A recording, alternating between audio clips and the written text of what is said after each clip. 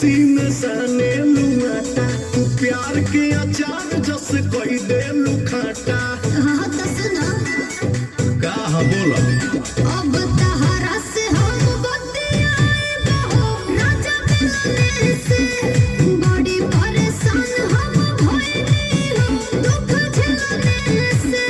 लागे रुकी आज धके दांत से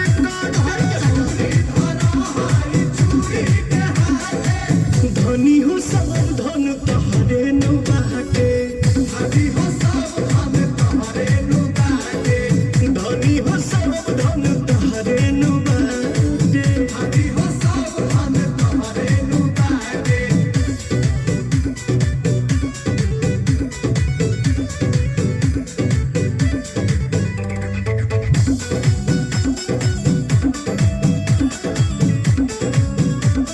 आई का चुपचाप खा। तो डाली में डाली के देता रुचीनी न घूसा में घूसा ता न मौलिकीनी। अच्छा और अपने से बना के खा। एक रस नीक असुर होती हो बिना गाने के कमन करम हम कोई नहीं हो भनी पाने के।